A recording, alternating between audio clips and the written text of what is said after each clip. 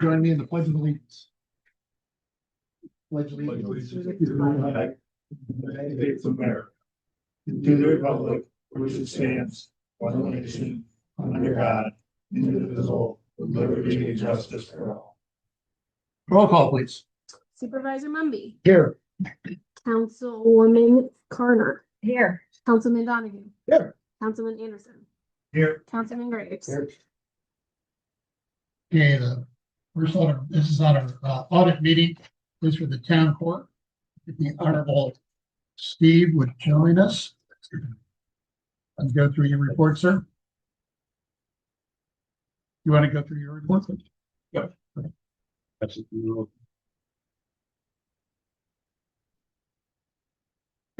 Yeah, they're. You got enough? Mm-hmm.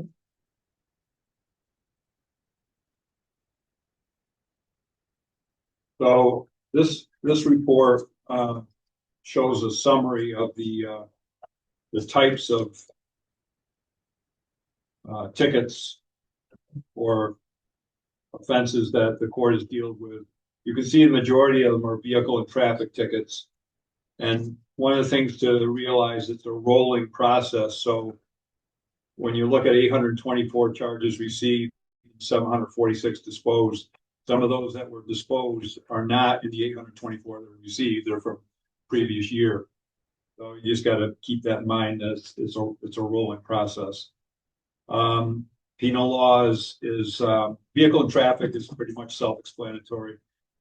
Penal law, things like petty larceny, assault charges, things like that.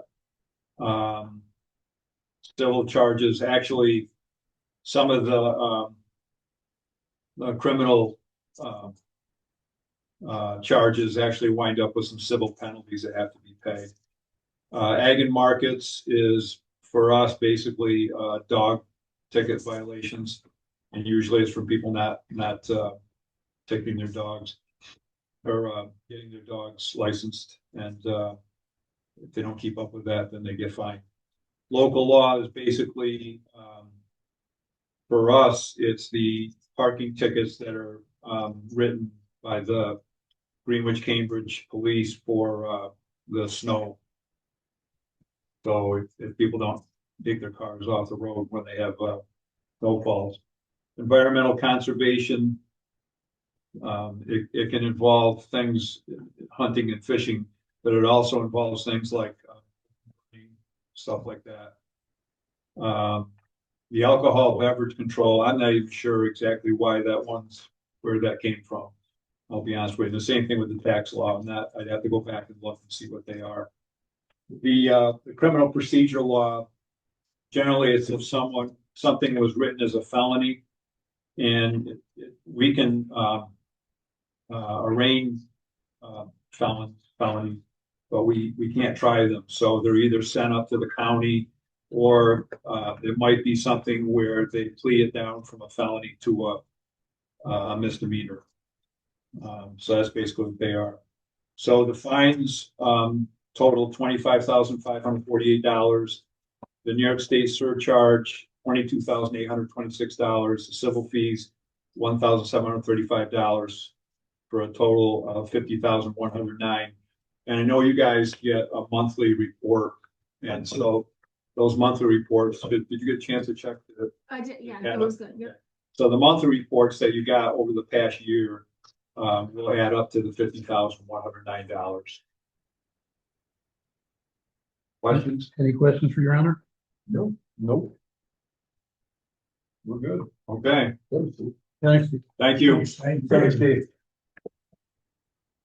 Next on the audit is the town clerk. There's a packet in there. The majority of these revenues are from, the licenses that she issues. You can see down the left column, out of we get $11,600-ish out of the $31,000 that's generated. And what's new, Deb put on the bottom there, print fees.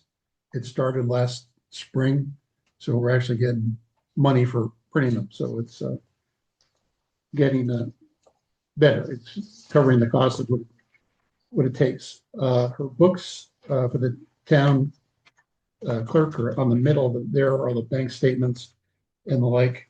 If anyone else has any other questions about it, you can look in there. Or I'll give you a minute to look through there if there's any questions.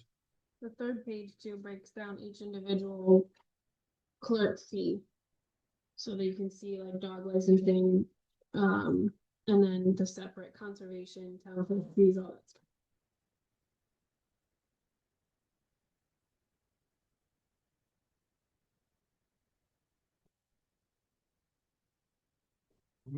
Conservation. That's just hunting licenses. I'm looking at the birth and death certificate. Yeah, That's pretty crazy like that. Yep. we get a lot of those. When a birth certificate's generally not done at the hospital. Yes, no, they are. If they're born at the hospital, like Glens Falls or Saratoga, it's done there. So these are babies that are True record. No. That would just be a home birth. yeah. I might even know that. So I mean, there's more in the village, 3 and 3, 1 in the town. But like no, they don't. Never mind. Keep that thought. All right. You can do all of them, I was just- I believe. Yeah. Mhm. Okay. Thanks, Becky. Planning board, you can see their fees that they've listed on the next sheet for the audit.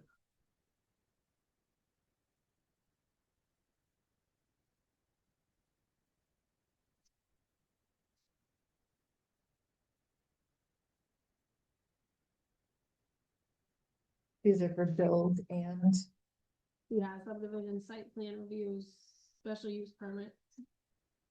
Everything is the first, that's the application fee. Certified letters, they have to send out certified letters and then we get reimbursed by the applicant. And then when they're done with a subdivision, they pay lot fees and rec fees if it's a buildable lot. So the rec fees, the bottom, the $750, that went into the recreation fund, which can be used for, it's supposed to be used for youth recreation stuff, so we're gonna use part of it, I think, for the thing. And I checked all 4 of these audits with all of my stuff, and everything is right on all of them, so. Good on that one. Last one, the ZBA just has 2 fees they've collected during the course of the year. You can see those there. In Amarin, I believe, is the solar Yeah. Behind the scenes. behind the sunshine. Yep. And Christine is the owner of that property.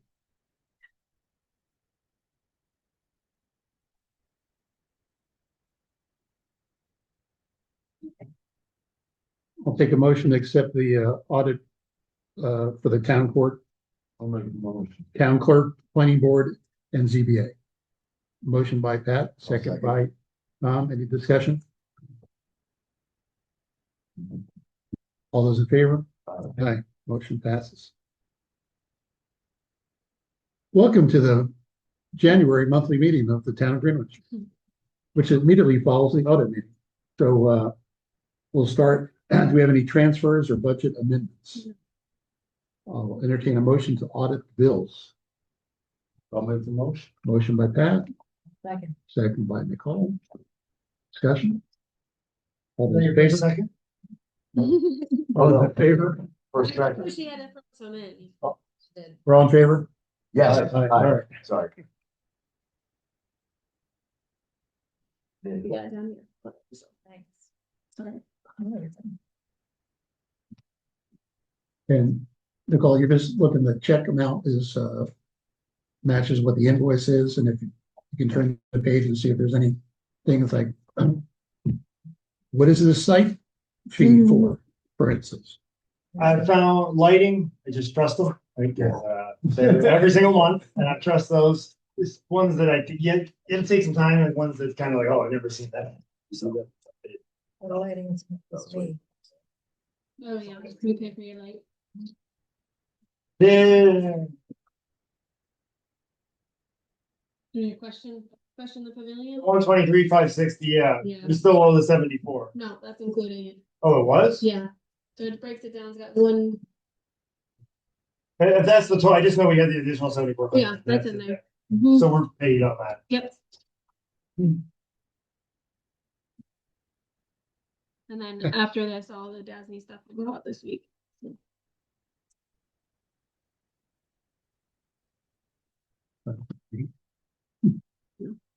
No, you said it. Yeah, you still sign this. This spot is for like the department head. So- Would sign it, but we don't usually do it.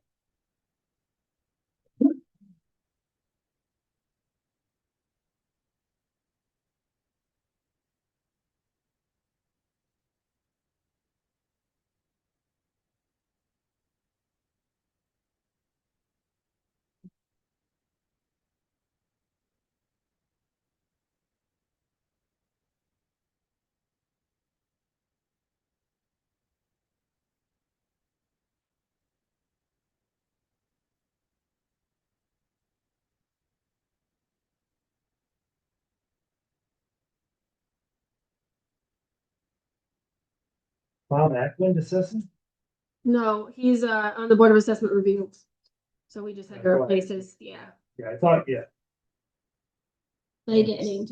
That reminds me that our books is that code hasn't been updated, so your book's not gonna be able to print. Yes, I saw that. The part of the reason that we were reading, because I switched to the code company and have them write it instead of E-code. I shouldn't sign it. Oh, yeah. Seems okay.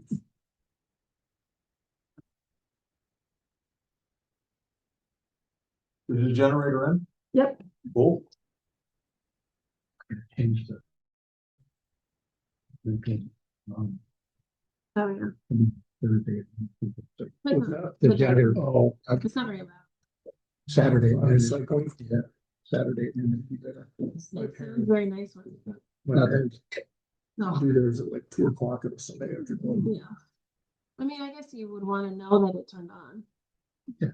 Because there was a couple of times with the old one, it wasn't turning on. And then we would have to get it serviced. My parents' house, they had it on before, I'm like, why is it on? I don't know. I'll go find some light on the bar. People, the power's out. Oh, okay. Yeah. Because it just automatically turns on. They have the automatic switch. Yeah. Automatically comes on. Just go This down. one, I think it'll be, the power turns off for a second and then it turns on. Neighbors say, are you out of power? And it's like, I hope not. Oh, yeah. I'm off school. We moved Yeah. far after the physical plug-ins I tried. I used to do that. I have a transfer, had the transfer switch. down. And we, the other one, what we have is a tractor connected to the PTO on the car, but he has a whole generator.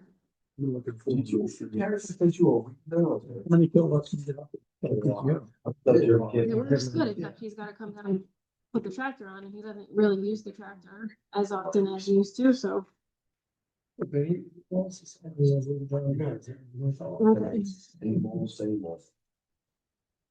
I think he'll, I know, I think he'll sell one eventually. Like, he has a 2020 that he restored, He was and I very. don't think he'll ever sell that. I had an 84. 65 out of it. After my senior this year. Yeah. I don't, With John Madison. I don't know. We did all the other stuff. He did it with Doug Green, Yep. but I don't know what year it is, I just know it's 2020. Well, Doug does a good job. He does. Not a product. It's the odor. No? Yeah. I don't know, they're older, apparently. You're gonna have to ask the highway committee. Really, once you get the odor. Have you been down Stan ordered odor eliminator. Oh. For what? Oh, Stan, what's the odor eliminator for?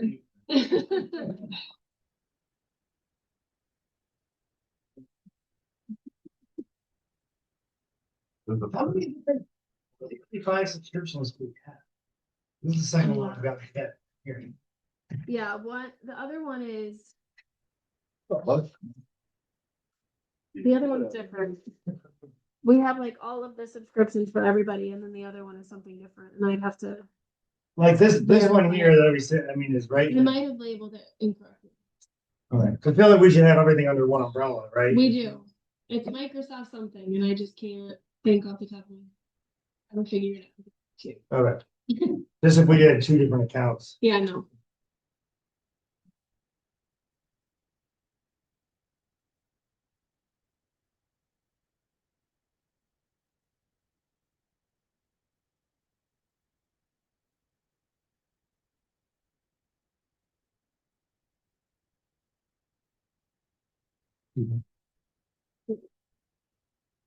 It's on the credit card.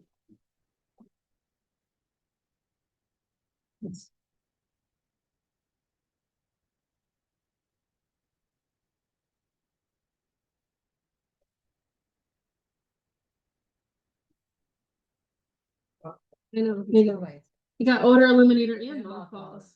But no, yeah. The mop on the lawnmowers. And cleaning. I wipes. forgot, yeah, Yeah. And cleaning wipes.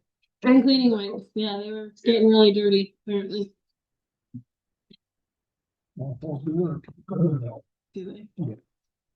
Probably not having food there would help too. Toaster oven. Well, not having the food where they leave it, yes. Yeah, Yes. donuts on the table. Everything gets donations at the shop, and the last one was just a bunch of fabric that just smells.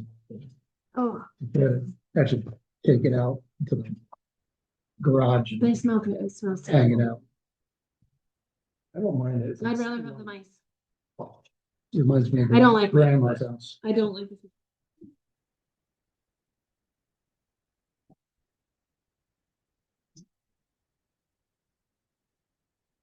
It sounds like a potpourri that get rid of mice, but it doesn't last that long. Mm-mm.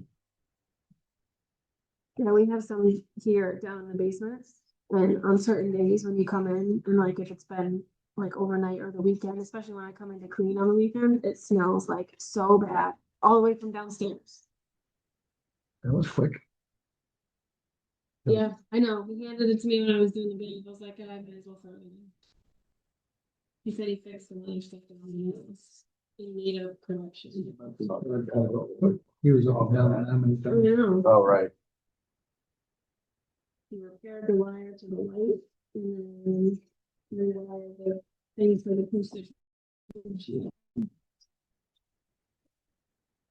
So why are there two different companies doing the lighting stuff?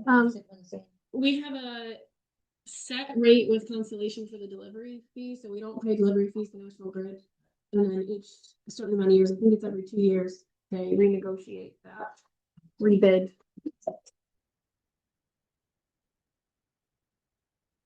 Have you looked into it for your home? Yeah, they do it Get for a, your get a house supplier delivery. other than National Grid. Is it, yeah, the supply fee for delivery, Is that cost effective? sometimes. I get 10, I own a share of a solar array and I get 10% off each bill, Mhm. which adds up as well. We get a percentage off of these too for the solar thing that we did. Yeah, that's fine. Sometimes they send vouchers with it.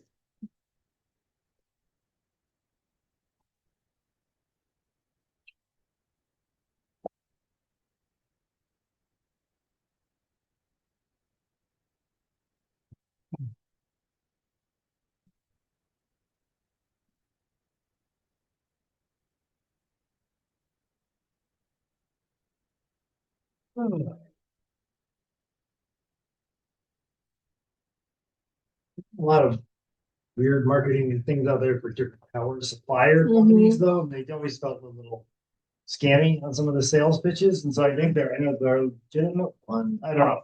I always was a little apprehensive about it because there was definitely some scam, or I don't know, I pyramid agree. type marketing Yeah. was happening. Constellation. It was bad. Constellation is one that I think I've heard of a lot of municipalities specifically using, but also people in their houses. I had one and I got rid of it. Felt like I was paying more. Mhm. Actually. For the I had supply, like solar. accidental or something. Yeah. I was paying definitely.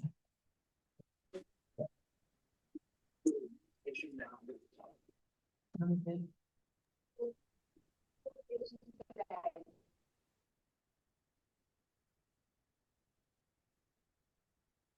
You didn't have- What one? No, I didn't.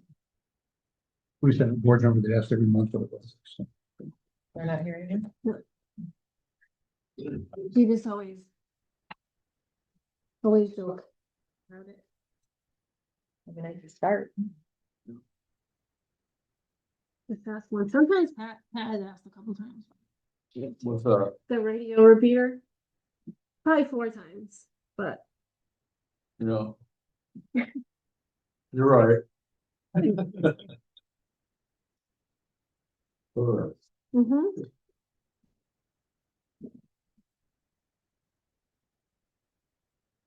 Thing is, I should know that. Because we're firearms. You run our radio talk.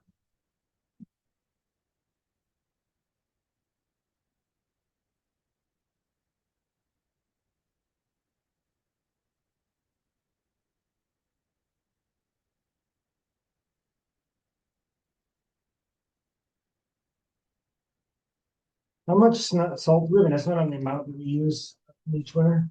Or on anything average over the last 5 years, what the tonnage was? No, I can. Yes, you could probably. All depends on the weather, just like most everything else. Well, yeah. And like- Well, last 5 years, what have we? Last year we used Average. Last year we used less because the county was there, so that one's a little bit less, but you know. I can figure it out.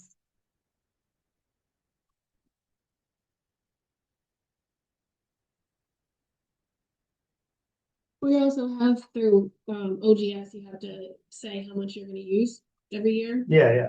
So we must have. a Yeah, ballpark so number like, to start. well, it used to be, we used to put in like 700 tons. But you have to use at least half of it. So now we only put, you can use up to 150%. So we only put 300 just in case we have a slow winter, so we don't have to. Because if you ask for it and don't use it. Then we went and looked in here. Section. About it. Or. But if you only have 300, you could use 600. 450. Mhm. 100%, you use 4. Yeah, it might even be Or 175%. I don't remember what. I believe it's more. We only believe in God and. So our number we sent us 300. Mhm. Whenever it- That's just been the past 2 years. And then that's just been the past like 2 or 3 years. Before that, we would spend 500, 600, 700 1 year. So, Any other questions? All right. I'd like to accept the motion to authorize payment. Move that we authorize payment. Motion by Tom. Second by Nicole. All those in favor? Aye. Come on, George. Or you you, looking for I thought the planning board training was here. no, not tonight. Not tonight. 27th. Yeah, it's like the end of the month, I thought. Okay. You're early. But you're welcome to stop. I'll sit down for a few minutes. Before I go to another meeting.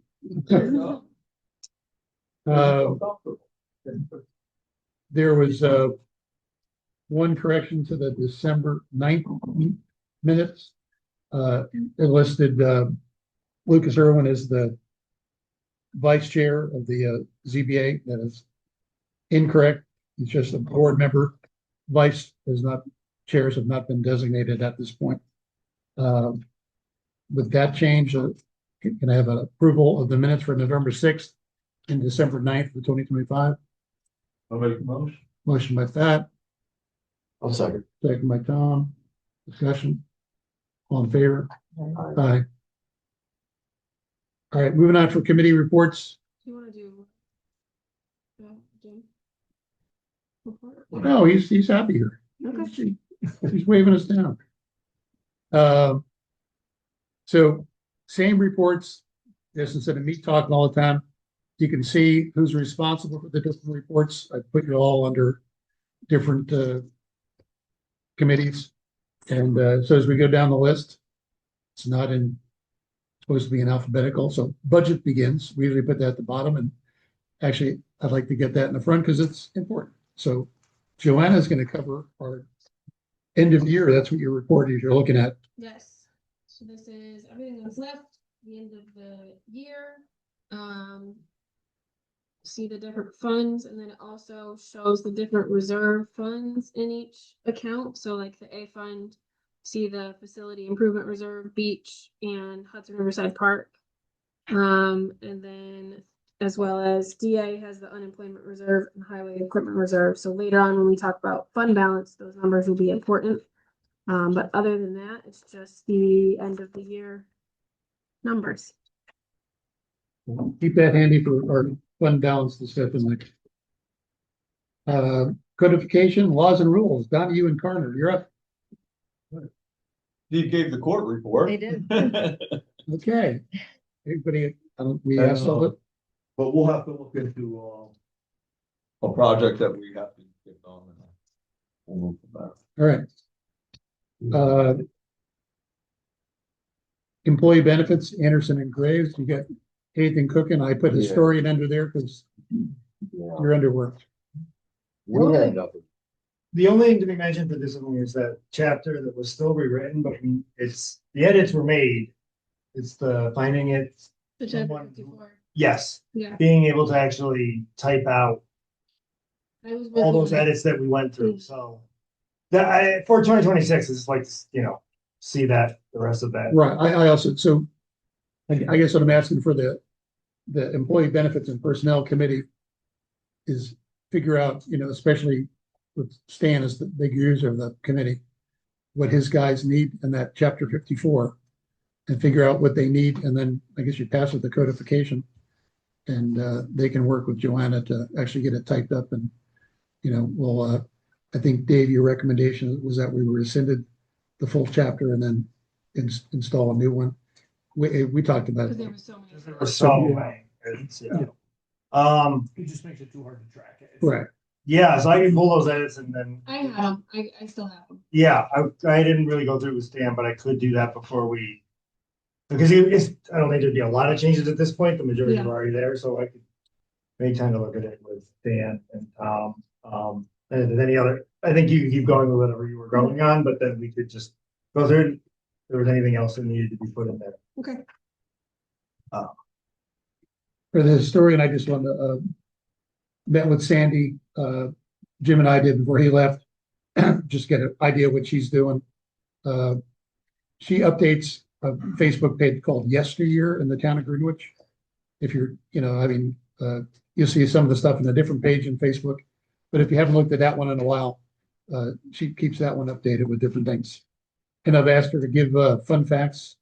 So this month's fun fact is the first crosswalks were painted in the village occurred in 1929 at major intersections. So who knew? Only a little over 100 years ago, we had crosswalks. Highway, there's probably a couple people have to talk about that. Or do you want Stan to go first? I'm gonna do your monthly, and then I just had a sort of a 2026 update plan, what we're looking at. All right. All right, so we've addressed, we've had a couple, I think, about 3 now, drainage issues. One on East Lake Road, one on Derby Road, where water is coming out of residents' driveways. And not making the ditch, going in the middle of the road, and there was quite a bit of ice on East Lake Road. Yes. Yeah, I believe we have fixed. There was one on Ferguson too. I believe we have them fixed. 2 of them, we're gonna have to go back once the thaw comes in, and we're gonna actually have to do a permit thing. But for right now, it's fixed it up to where you don't have to worry about every night it gets cold, so I'm getting the next thing. Started out the winter was kind of touch and go with our old inspection thing for the trucks. We had a lot of cable issues. I've gone and trained the guys again and their pre-trip inspections. I printed off some new pre-trip inspection sheets because there's nothing to do with the irons, which are plow and wing. On those, it's just truck inspections. I have one person designated to do the inspections on the irons, which I think that's the best way instead of you have a different idea on what's good or bad than I do. So one person does it and relays it to myself and then go from that. That should help with the cables are a pretty big issue because once that breaks, that is at least two guys from two different routes have to go help that other guy get that. It's not just a quick simple fix. So we talked about the other day with the wood splitter, Yes, borrowed from the county. yep. And I said it goes back and went back. They just called somebody, it's theirs, so. That this is just to back up what I was saying, it can go whenever, it's theirs, so, and they're nice enough to let us use it. Yes. How long how much do we have currently? A decent amount, enough to where we could get by for a little bit, and maybe we can get it back in the account, you know what I'm saying? We had twice now this year, we've hit that on auto delivery for our fuel. And twice this year I've had, well, one major one was just this last week with the storm coming, getting everything prepared, and two of my guys came in and said, we have no fuel in the tank. I said, excuse me. So the purchase that I made for that, I talked to Joanna about it. We went off the OGS bid because they couldn't get it here for 3 days. And we bought it from Bigelow's. The stipulation was they were the only one that could get it to us that afternoon, but they had to go fill the trucks and bought a full load of fuel. So I kind of put that under an emergency because we needed to fuel the trucks where there wasn't no way we'd make the whole store without fuel. I have since talked to, I think her name is Sarah from Sprague Fuels. And for some reason we were taken off the auto delivery. They say because when they were doing it, Main Care is subcontracted it off of Sprague Fuel. And some reason Main Care was coming. But there's a couple months in between screen and summer season and winter season, we started using fuel again, and we don't use a whole lot. And they came and they only had to put 15 gallons in the tank, so they thought it'd be okay to just say, oh, we don't have to auto deliver to them. So I took care of that. I'm hoping it's taken care of. The guys do a monthly tank inspection, so I'm gonna have them do a weekly fuel gauge inspection to stay on top of it, because I can't. So someone is supposed to go out there and check the tank once a month. Yes. Yep. And did we miss that one on this one, or did we? No, do it all would in a month? just all in a month. So you generally, a truck will run probably tank and a quarter. Most of the tanks are 75 to 80 gallons. So per storm, We use a lot, I mean, they come weekly in the winter, Yes. which obviously they just So monthly, so weren't paying attention to it because, Well, the delivery. from not what you, I I just gather- Main Care. Yep, from what I gather, is bi-weekly supposed to. So I left it with, I believe it was Sarah, that we were going to, maybe we could adjust it to Weekly. make it so it would work better, so they could actually put fuel in the tank when they come. We're only gonna use more and more through the course of the winter. So it's like, you're gonna get to a point where it's gonna plateau, but it's a lot more than 15 gallons for every 2 weeks. So, but that's not the first time we had trouble with them. Years past, we've had trouble with Main them Care. just canceling us and not delivering. But yes, so the fuel issue I'm hoping is delivered. It's just, I got the fuel bill and it was a little hard for me to swallow when I seen the price on it, but It wasn't actually that much more than the OGS price, it just was that it was a full tank where we're Right. used to Yep. half a tank. last thing on here. Mr. Mumby seen it last year. Firsthand, the frozen chunks, and there's a lot of it. We started a new thing where we have a grizzly that we bought, I believe, last year spring. You bought a bear? A grizzly bar. And we've got that set up now. We had it set up for all the aggregate material for the roads for springtime, but it's movable. So we moved over to sand pile. It's not ideal, but if we have to, instead of the guys spending a ton of time picking through the bucket, what they're doing is they're seeing one big chunk and they're just scooping it and dumping it, but that's 3.5 yards of material that's behind that one big chunk that is good. So that, I've got them, we're working on figuring out a way to get chunks separated from the dirt We put the dirt in the pile, use the dirt, just keep chunks for springtime, break them up and put that in the pile. The salt, since we put down the millings, that's been a lot better mud wise. We still have some waste because of you're on loose millings. You don't want to get it intertwined with the salt as you push it in. I've gone and put blocks up on the sides to keep it from when they dump it.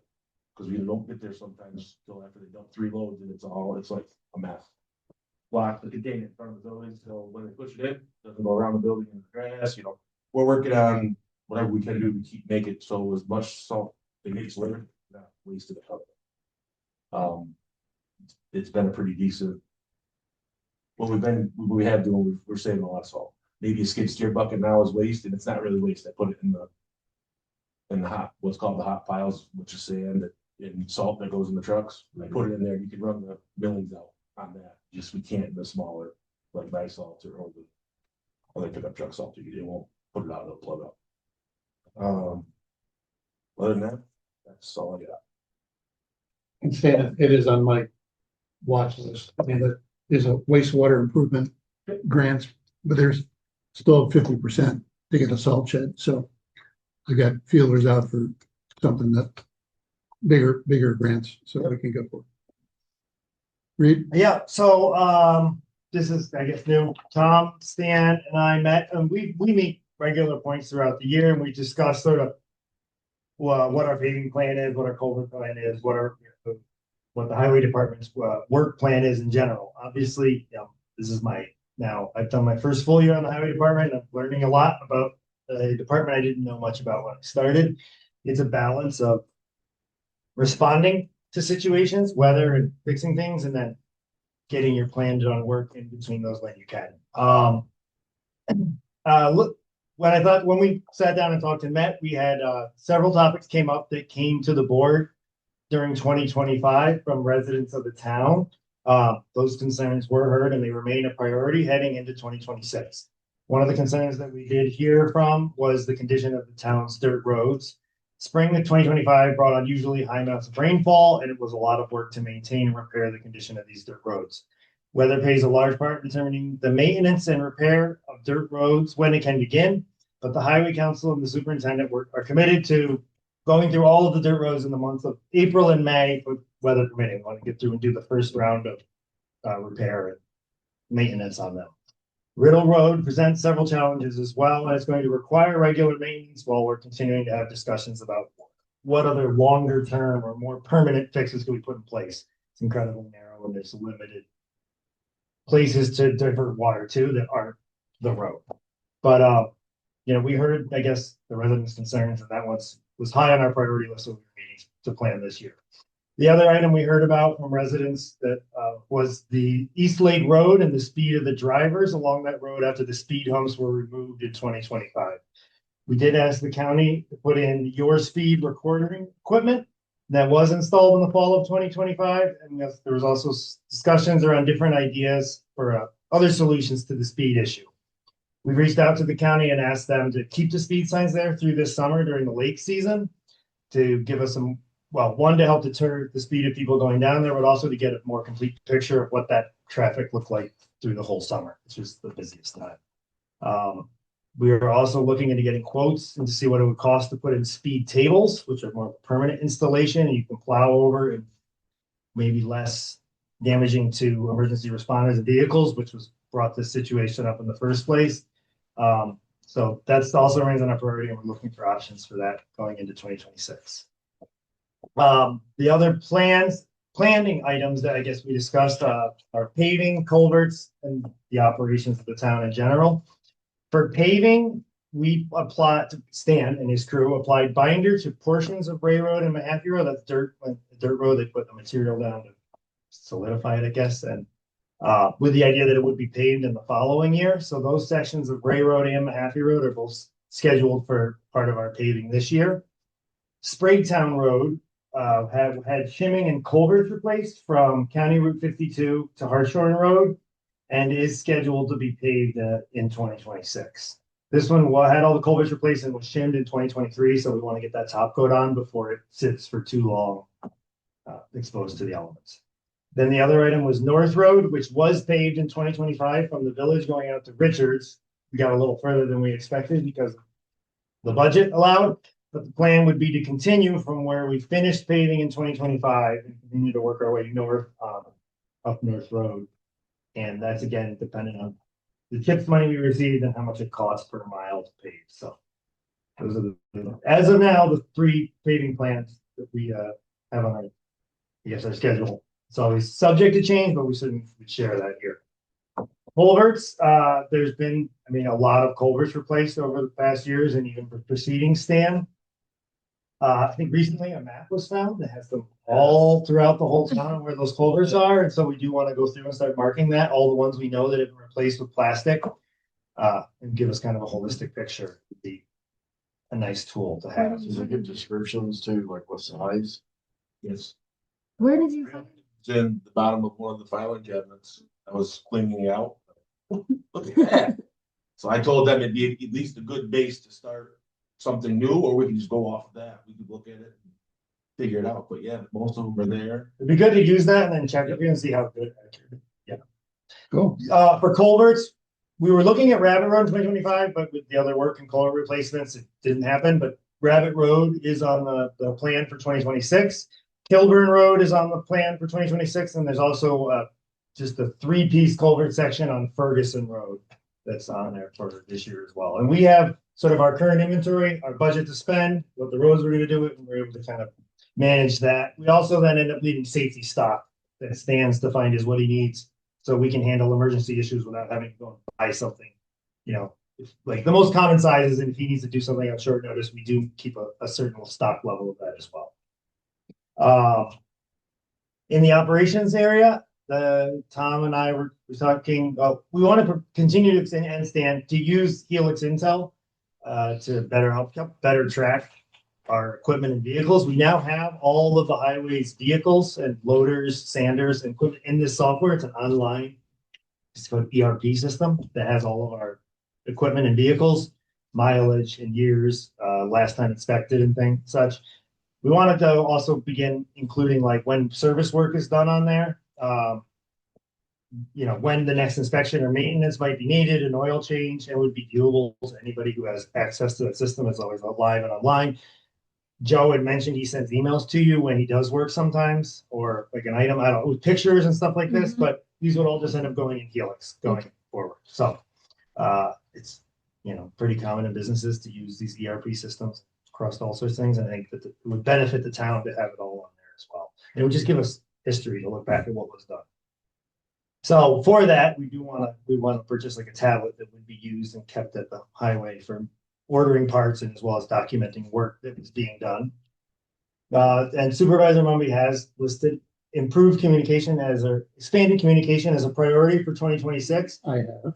Discussing with Stan, I just assumed Stan had like a superintendent cell phone, but he does not. So he's got a personal one. And so one of the things, he brings his laptop home with him so he can get voicemails that are to the highway. But for just someone who has roads and could get an emergency call at any time of a weekend night, we do think it would be beneficial to have a superintendent cell phone. At some point we had talked about there's a Ring Central app. So when I have it on my phone, Jim has it on his phone. So the way that it works is it rings on your cell phone, but they're not calling your cell phone number. They're calling the town board. They're not nobody's getting your cell. No, they call you. You can answer the phone. You can turn it off if you're like on vacation or not home or whatever. Also you can get voicemails. You also can go on the app and call back someone, and it calls them back from the barn phone, not your cell phone. So you know, you try to do a superintendent's phone, but maybe we should try this first. My understanding it was like an aggregate for voicemail. Right? Whole phone.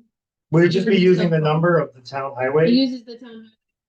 So nobody ever has his, Oh, nobody ever has his cell phone number. Right. We want you to know, having people be able to this is not particularly in storms, weekends is not going to be in the highway with improving the ability for residents to contact him if they have an emergency or need. Yeah, you can get voicemails on there and you can check them and call people back. Yeah, Stan, I asked that you try that because I had a job once where I tried keeping a business phone and a personal phone, and lugging around 2 phones was not fun. But yeah, rather ring out, I'm definitely trying to- check with, it's, That achieves the it's- purpose that, Yeah, it's Ring Central. I And misunderstood. Yeah. I just got the voicemail. part. Oh, yeah, no, it's like a whole phone, and I mean, we could have it on the tablet too, in theory, so if you did bring it home on the weekend or something, you could have that app on the tablet also. We also talked about with the tablet, potentially doing some sort of time clock instead of. Oh, the you guys hate to punch. give up the time cards. They I- are terrible. They're so hard. I mean, during the summer it's fine because they work regular hours, but I spend so long trying to decipher, except for Joe's and John Perkins is fine, but everybody else like trying to decipher. That comes at her office. When they're like, their punches are all over the place because they can't see, where it goes in. So an automated it's, time clock of some sort where they can put in a pin. The other thing, part of that is that if they forgot to clock in or whatever, Stan or Joe would be able to go in and approve Yes. a time punch that's outside of the thing. So we just talked about it today, so I want to do a little bit more research on. I'm happy to, yeah. But the tablet could stay on like a mounted Location where it charges, but it can Exactly. be. and like by the door, and then they'd come in, punch in, Yeah, and on the foreman can use that, the update Helix and all. and it even could automatically, I don't know how it works, but it could automatically be emailed to me, so you don't even have to drop like time cards, and it's just. Yeah, it's a lot easier. If I They could do make- also a lot of their parts, or Joel needs to order parts. Yeah. He's working, he's already had to go and use Dan's computer in the Mhm. office, so that's something I'll want to set. Yeah. There's some, I think it makes sense. updating of technologies that you could do there, I think, to make things more efficient. Off into the nineties we go. There's these things called iPhones. Hey. I'm All sorry, right, we digress. Go ahead, Reed. I am long-winded, but, the final one, not just what, we want, or the town wants from Stan, but what Stan and his team needs. We have, equipment and facilities improvements, just looking ahead of the year, what are the, the biggest items on the want list or the need list for the highway department? This is gonna be a rolling list, right? We could get to another time of the month and the priorities could shift, but, just to improve visibility to it, the number one item is the heavy duty crew truck. So we do have one crew truck now and one superintendent. But the crew truck also does the plowing in the small like cul-de-sacs and areas where the big vehicles can't get to. It's not a heavy duty truck meant for plowing. So something like an F-550 that would serve as doing the plowing in those smaller areas, as well as additional, you only have one truck, so the crew has to all go to there if they're not in one of the bigger vehicles. The second item was the salt shed. As Stan mentioned, they have to do a lot of pushing of the salt in and under existing structure before we lose it to the elements. This is something that the town has looked at in the past, and Jim is continuing to look at with grants or funding available to improve our sand and salt and sand coverage. The third item we also looked at in 2025, still a priority for 2026, is there's an outdoor boiler, right, for the heat in the town garage. It is an outdoor unit, but it's exposed to the elements, and if we want to extend the life of it, get the best value out of it, we can. It'd be good to put a shed roof over top of it. And then the wood splitter, as very timely, I guess, that we use the counties now. They let us use it whenever we need to, but it is theirs, and so when they want it, they can come and take it, and it's gone. And so we have wood piled, we can survive that, and if we don't, we'll have to find other ways to get split wood to feed it. So Stan did mention there was a multi-use attachment that, I don't know, that you think would be best. It's a post hole, it's an auger attachment. You can dig post holes like we talked about for the pipes on the side of the road where the culverts are, keep people out of the ditch. And also you can buy a cone splitter is what it's called. It goes on there and you actually put it into the top of the chunk of wood and it just splits it, push it down through. That would be ideal for us because the wood we get, the stuff we cut on the side of the road, we cut 30 to 32 inches. But the stuff like Dort's and all the tree companies bring, that could be 4 foot, 3 foot lengths. And then we actually have to cut it again to put it in a splitter, a 30-inch splitter. There's also another attachment you can get for when we get to it on Brittle Road. When we have to cut trees, there is a stump cleaning attachment that will take the stumps instead of us digging a huge hole in the side of the road to get the stump out, he can put it down under the driving, you know, not the driving surface. I want to put it on the driving surface shoulder. So I won't visit this every month, but you know, as we do, as we move forward, if we decide to make a major change to the paving plan or equipment and facilities or make a purchase, we revise and share updates on that as we. Any other questions or comments from the board to highway? I have a meeting next week. I'm not sure on the date with Mike Wagner for Flooding Stone. He's gonna go up. We're gonna go to East Lake Road and talk out plans for the tables. He's gonna, you know, Okay. for the speed tables. And we're still waiting to hear from Argyle on plowing. They plow it, but I go back up and clean. Is what's been happening. I get my stuff done and I just go up there and make sure, and if it needs to be pushed back, I have one of our trucks at the end, just go wing the stuff back.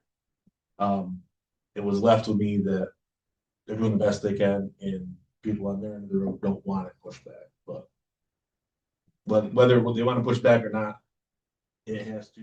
The driving surface has to be covered. I can't have 6 feet of driving surface under the snow, especially on that. Yeah, it's not a wide road to begin with. Yes.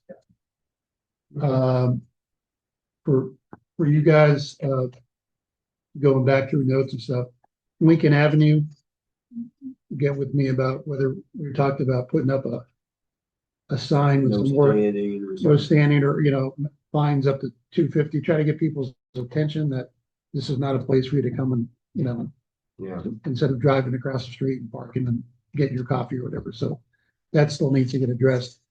And it came up that the county, I forget which town, got audited by OSHA, but there was some PESH stuff that they need to actually, when they walk into some place, they say, "Where's your reportables?"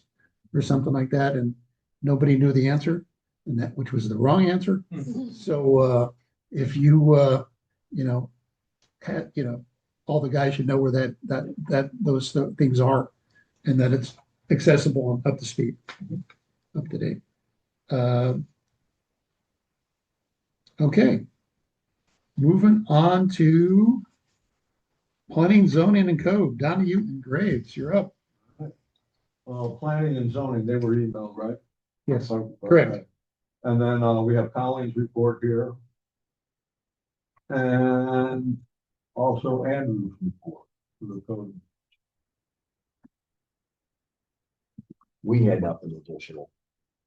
On Well, going back to law. Tom and I have been doing the solar and we're making good headway on that. Yeah, I think the last meeting we made really good progress. I think we were talking a little bit earlier and listening today, but I think we're on the right track. It's a lot to go over tonight, and I'm certainly not prepared to go into great detail, but the purpose of what we've been doing all along has never been anti-solar. Is to make sure, you know, solar companies, like I said before, that's all they do. So they have the resources, the money to go in and do this. We as a municipality deal with it once in a blue moon.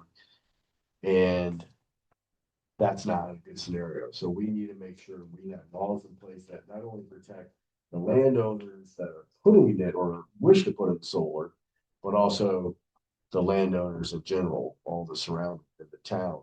So just by writing laws to make sure everybody has skin in the game, everybody's protected, and everything is covered, it will, I think the question was asked to me, well, what's in it for the landowner that wants to do it? And I guess the simple question, answer would be, it will expedite, or it should expedite the process, because you want to do solar, I go, here you go. This is what the law says, and you can go through and check it all off. And if they do that, then there should be no issue. So except now we seem to go back and forth, back and forth. So we're hoping, you know, once we get together, I think the next step would be to have a workshop on it where everybody can put some input on it. But I think we got some good stuff. Yeah. And not that we can, what we did is, and with the help of Zach and John Madison, is we went to neighboring municipalities and got their laws. Read them, took all the pluses and minuses and kind of consolidated, said this is what we like, and then sort of used one municipality that we all felt was a good template for us and kind of just tweak that up. But it all came down to, again, some greater detail, but like 6 major issues that felt like had to be really defined. And I think definitions is important, defined and covered. And, Make sure we're not left holding them back. We're gonna make a lot. and that's it. What were some of the good example of the major, the difficult, I mean, you don't need to give me all 6, but like, what kind of things were the major? So, I mean, number one, definitions of everything from slope to screening, and then permit requirements. So for instance, if you say, you know, you need to put in 6 foot of screening or screening 6 foot high, once it's in, that's it. Now we're saying we need to review this every year to make sure that those trees haven't died from salt or deer have, because they love to put arborvitaes up, you know, deer come and chew those right down.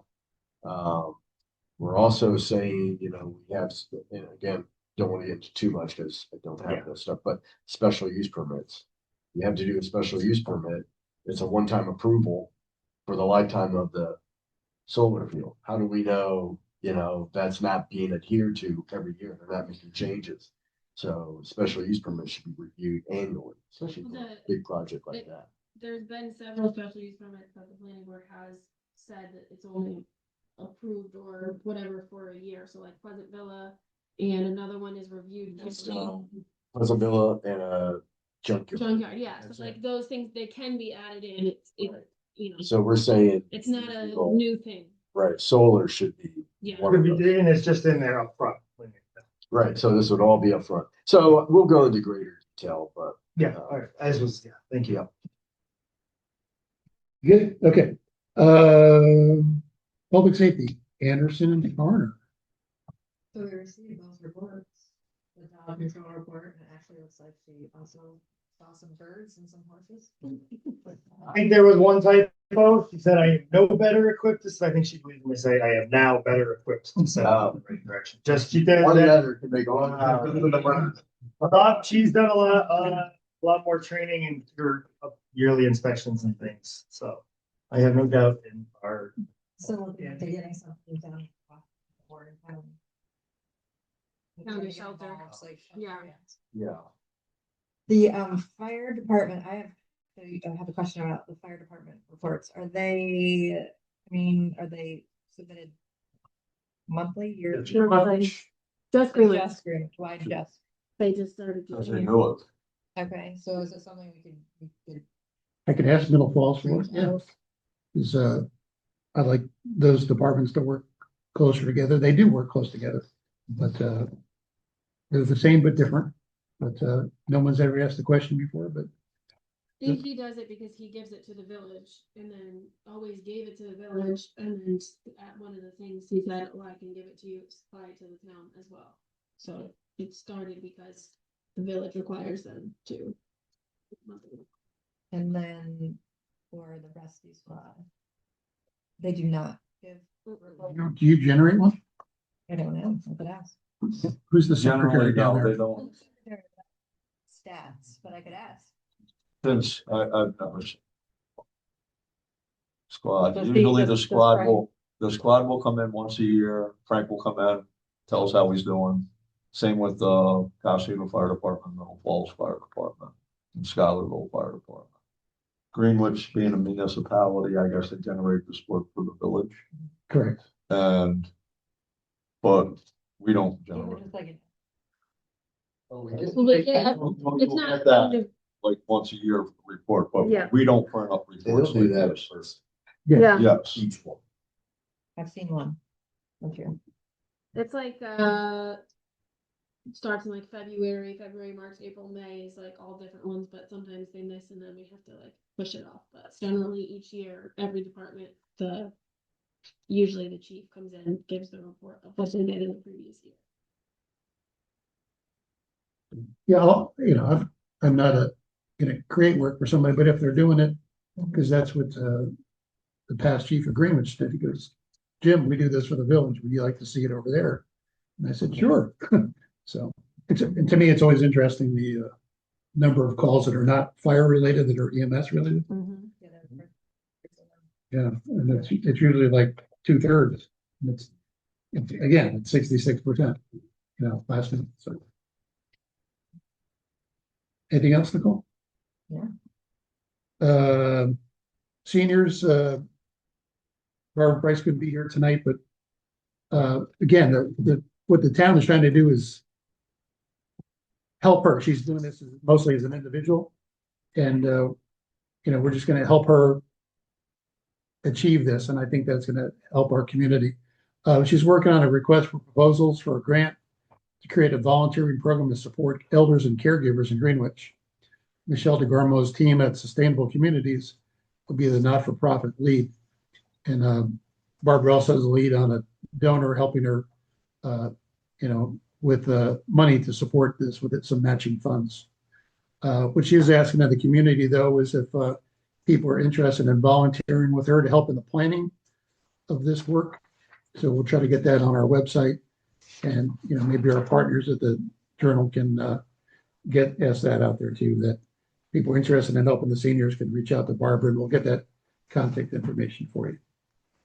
Questions for that? You know what? I haven't noticed the youth and parks isn't on there. Oh, Oh, man.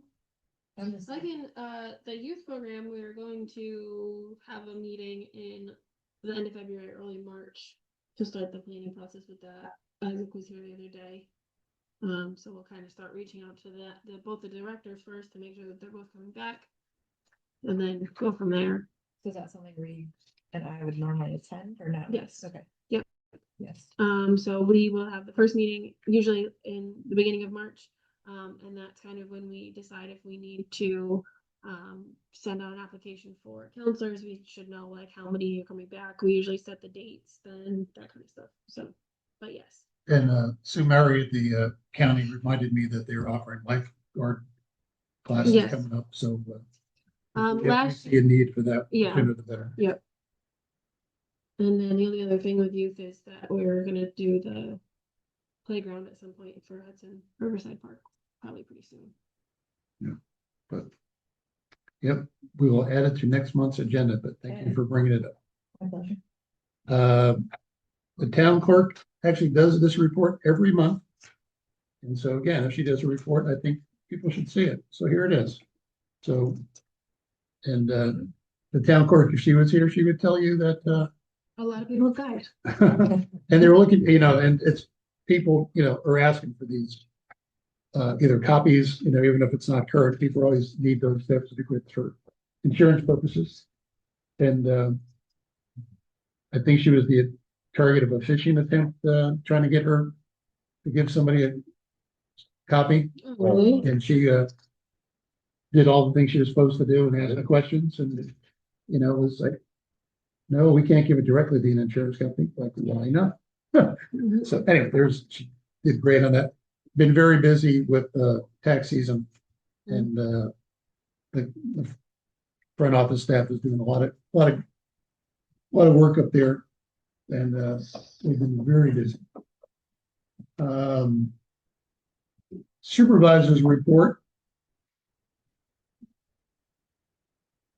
We come back. Sorry.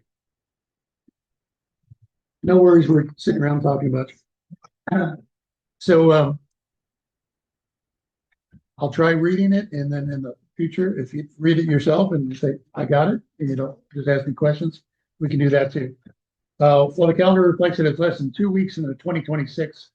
It seems like more than that as I adjust to my new role as supervisor. A big part of what's new is my role on the county board as supervisor. I've learned as a town supervisor that I am on the following Washington County committees: Local Development Corporation, Agriculture, Planning, Tourism, Community Development is one, Audit is another, Community College, and Health, Human Services, and Public Works. The real unknown to me was the Local Development Corporation. It's a corporation that was started with seed money from Washington County to promote new business in the county. And this LDC operates 4 revolving loan fund programs. The first 2 focus on manufacturing facilities. The third assists small businesses, and the fourth was adopted to assist business ventures that are geared towards assisting with projects that enhance the community. All funds stress new job creation and offer flexible terms and an attractive interest rate. Deanna Durway, the LDC executive director, met with the Greater Greenwich Chamber of Commerce on January 9th. On the town front, we had an organizational meeting on January 6th. I introduced my intention to improve communications with the community. For one, increase in the use of social media with the introduction of an Instagram account. Also making the post about weather events and asking people to reply with road/areas that they feel need attention. Additionally, we've added the Ring Central app to the highway superintendent's phone that will forward messages from the highway garage phone to his cell phone. I'm working with Flatley Reed to start the ball rolling on the home grant. The acceptance letter for the $500,000 has been signed, and I'm in the process of renewing our federal government's system award management. It's underway, and I thank Drew at Flatley Reed for helping with this government endeavor. Joanna and I have been meeting with a representative from New York State later this month about our $25,000 Canalway grant. This grant is intended to fund playground equipment for Hudson Riverside Park. The town still has an Article 7 proceeding that resulted from a 2024 assessment. Mr. Tommy Morelli from Keller Silver Ryan briefed me on the 8th, and I'll update the town council during an executive session at the end of this meeting.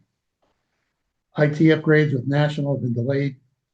Evidently, they were expecting a down payment before they ordered any equipment. They accepted the fact that this was not made clear to us, and that invoice was signed tonight. So we'll be finally moving forward on that. And finally, our bank accounts have been replenished as there have been a steady stream of residents coming in to pay their taxes. Thanks to Deb, Sharon, and Marge for keeping up with the increased workload. We're at our first comments from the public or vendors. Mr. Allen. Yeah. Thanks for waiting. No, that's not a problem. So just wanted to swing in, let everybody know, they've moved out. They're on another job right now. They'd probably be coming back, I'm gonna say probably March. There's still a couple more payments coming. There's actually been one in the mail for 11 days now, so. That's in the mail, huh, Alan? Yeah, Okay. no, well, they emailed me all the paperwork, so I know it gets mailed. So if I told them I'd give it till Wednesday of this week, and if it doesn't show, they're gonna reissue that check separately, so. And then they'll probably, like I said, there'll probably be 2 more coming total. That'll get us up to date. I think we're just a little over 11 now we stand, so. There should be another, I'm gonna say 3 to 5, those 2 checks coming, so. And then we'll keep going forward. We're about a third of the way done, probably, roughly, give or take a little bit. And really, the only question I have for the board really is the trails when we're done. Do you want them cleared so that the 4-wheeler activity can continue, or do you want them left? Don't look at me.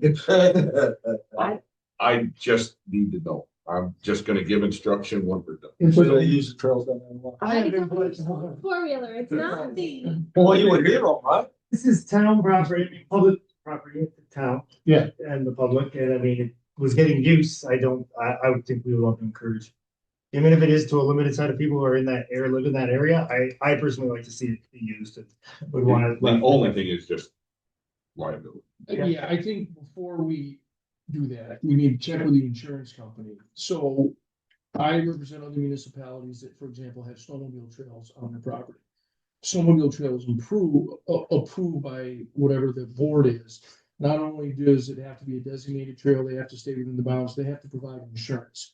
Because a municipality is not set up to provide motorized recreation, and I would be shocked if there's not an exception in the policy that says if you provide trails and somebody gets hurt, you are not covered.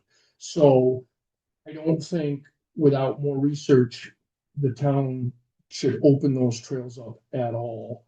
If a decision is going to be made to do that, we need to make sure that insurance is placed and a lot of extra precautions need to be taken, because essentially you're opening it up for a motorsports recreational zone, and towns are not equipped to do that. Your insurance, even your insurance will go absolutely through the roof. Right. Now, if somebody goes on and it's posted and they're trespassing and you don't enforce it, that's a completely different issue. But if you're inviting people to come and use it as a motorsports ground, there's a whole lot of other steps that have to be taken to allow that permitted use. And we can kind of clear out some of it, but then at like the ends where the access property, we can make sure that there's a pile of stuff there that's gonna kind of prohibit them, and if they go and move it, then Mhm. theirs, I just need to know what you're. So I just understand what Reed's saying, but I give this example to a lot of people. A nuclear submarine is paid for by public funds, but none of us can go walk into a nuclear submarine right now. So just because it's owned by the municipality doesn't mean it has to be open to the public for recreation other than what's established by the town. And the town's gotta do it within the parameters of what you can afford for liability. Because There's, God forbid somebody gets hurt out there and the town provided the trail and the trail wasn't clean, it breaks the neck, the town's gonna get sued. And there's a couple parts of that trail. There's plenty of trails for said. I do understand that part. I'm not saying what the average is. Yeah. They're not explicitly black. I get it. Can motor vehicles, what happens if you say no motor vehicles? You know, the hiking trail. Yeah, I mean, you could do a passive recreation, but if you're going to do that, we would need to pass. Some type of parameters that allow for passive recreation violation, how it's gonna be patrolled. And things like that, just to put some parameters on it.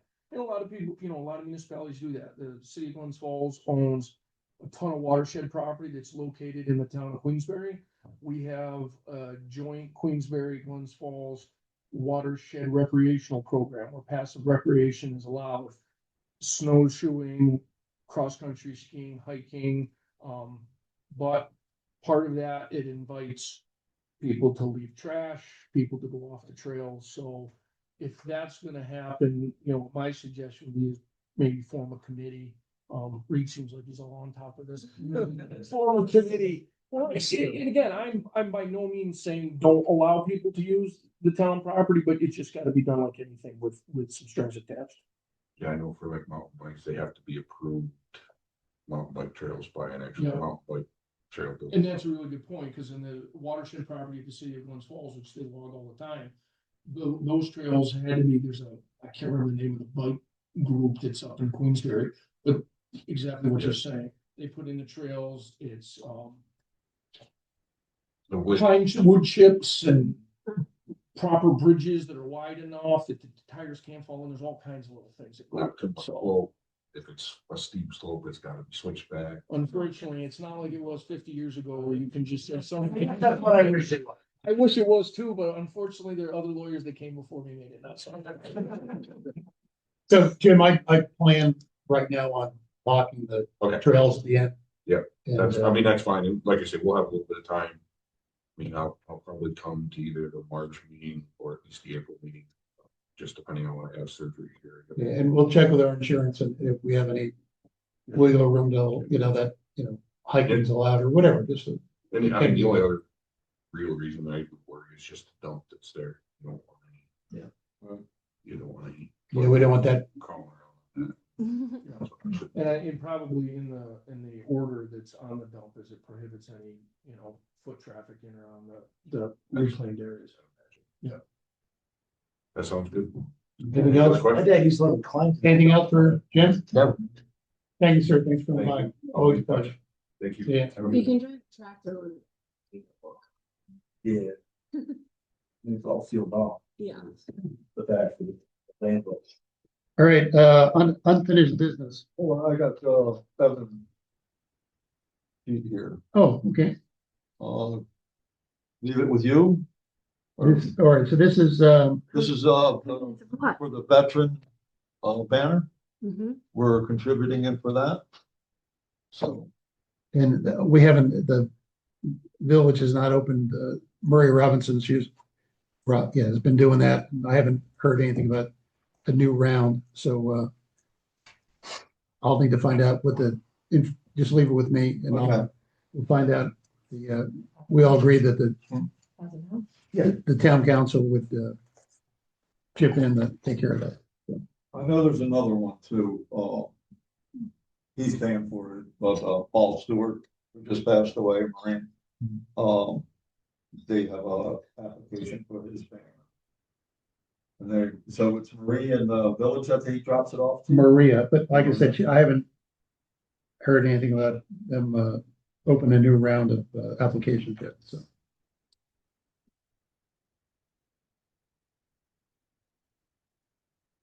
All right, first thing was alternate on the planning board. Just to recap, so we have the joint planning board and the joint zoning board of appeals. Each of them has 7 members. And at this point, everybody's been appointed when we finish tonight. The planning board, Bill Tompkins is the chairman. We have 3 positions that have been filled by the town, 3 by the village. We've concurred with all of those, but this is the alternate. And the village was the lead on this one because we took the lead alternate on the zoning board of appeal. We've been trying to keep things balanced of who's doing what. So Mayor Amanda interviewed, you have her packet or letter of interest from Jules DePrima. Tom and I sat in on the interview last Friday. Tom, you want to mention anything about Jules? I thought she was certainly qualified, eager. I liked her responses to questions. So yeah, I had no issues with her. I thought she would be a great addition. And so and you also have a letter in there from Abraham Shipping, which did not come in until I saw it in the packet. It must have got lost under all the tax forms or something. Deb didn't see it. She handed it until yesterday. So I apologize to Abe profusely today, of what was going on. I said, there was another individual that was asked to be interviewed. He canceled at the last minute. But Amanda had already finished interviewing people. And she was already at her village board meeting last night where the village trustees approved her nomination of Jules. So we'll keep Abe, thank him for applying, and we'll reach out to him in the future if there's any openings come. So at this point, I would like a motion to from the town to appoint Jules DePrima as the planning board alternate. I move that we appoint Jules DePrima as the planning board alternate. Motion by Tom, second by Reed. Discussion. All in favor? Aye.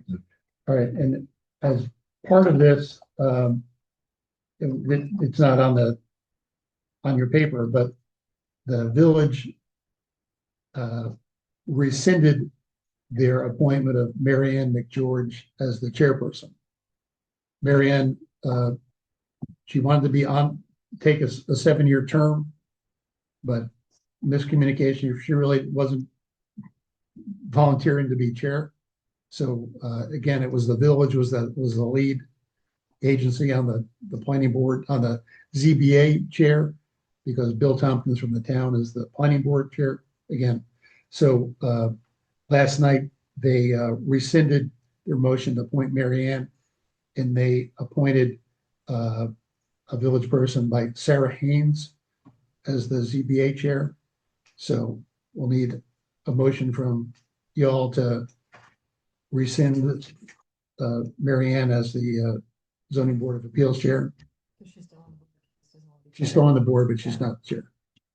So can I have that motion by? I'll make a motion to rescind. Okay, by Reed, second by Pat. Discussion. All right, all in favor? Aye. All right, and then need a motion to appoint Sarah Haynes as the chair of the joint zoning board of appeals. I'll make a motion to appoint Sarah Haynes as the chair of the zoning board. Motion by Reed, I'll second. second by Tom. Discussion. On favor? Aye. Thank you. Another thing that was not clear was, Deb didn't get down the motion approving all the meeting minutes, Meeting date. meeting dates, sorry. Meeting dates, we just did organizational meeting and this meeting. But you'll see we have listed February 10th, March 10th, April 14th, May 12th, June 9th, July 14th, August 11th, September 8th, with October, November, and December meetings to be determined. I need a motion to confirm those dates as our monthly meeting. I move to accept the dates as our monthly meetings. Motion by Tom, Second. second by Pat. Discussion. In favor? Aye. All right.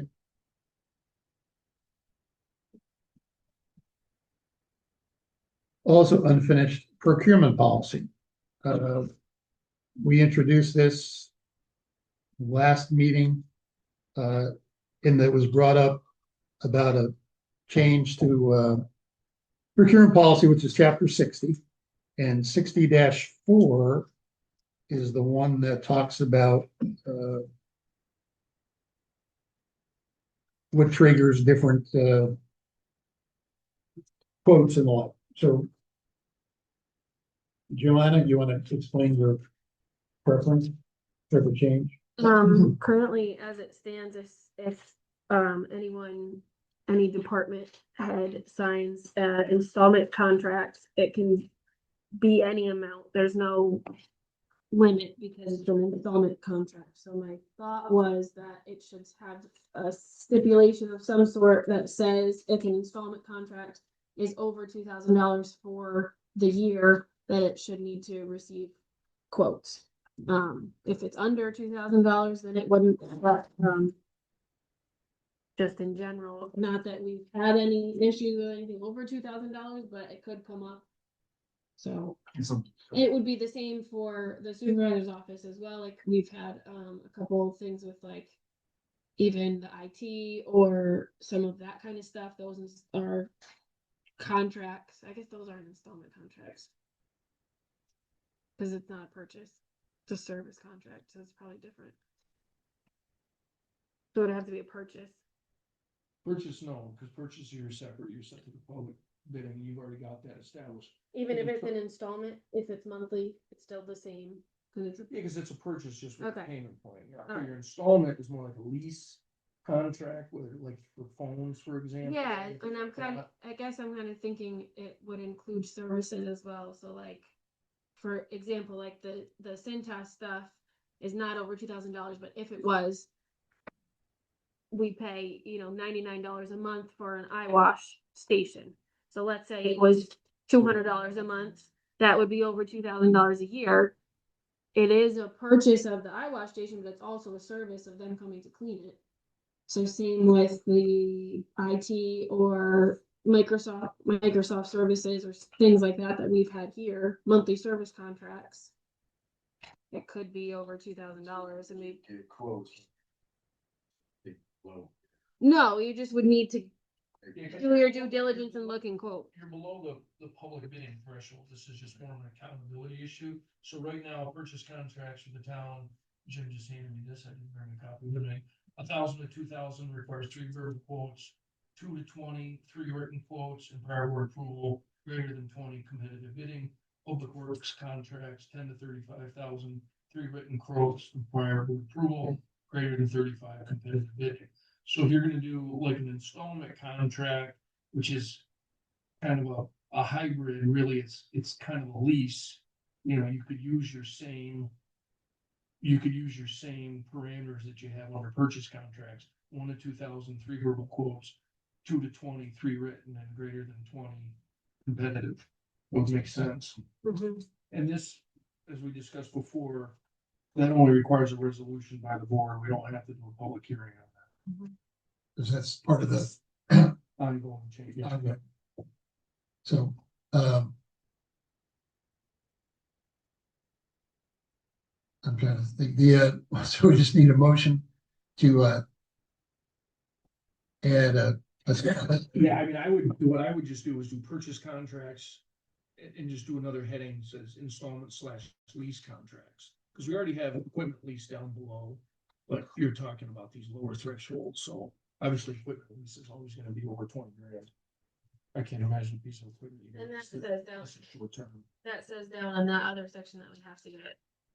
Or should get quotes for it. For the leases. Yeah. All right, so the 60-4, those of you that don't have it in front of you, it has the purchase contract. So Dave's suggestion is to just put a slash next to it that says installment contracts. Yeah. And that the Installment / lease. installment / lease contracts. Next to that, so that the same parameters apply, 1,000 to 2,000, 3 verbal quotes, 2,000 to 20,000, 3 written quotes or prior board approval. And because it's easy, when it's multiplied by 12, you're above 2 grand real quick. Right. So I like a motion to do that. Make a motion to amend the procurement policy to include installment payment / lease contract. / lease. Last, what do you say? Is this a roll call or? No. All right, motion by Tom, second by I'll second this. Pat. Discussion. On favor? Aye. Thank you. Quick new business. I'm going to New York City, going to the big city. And I'm gonna be part of the National New York Association of Towns annual meeting. And they asked that fill out a form that I can vote on your behalf for different things. And I just want to make sure that your guys are good with that. And if you are, I'll like a motion to do that. And I'll make the motion. motion by Pat, second by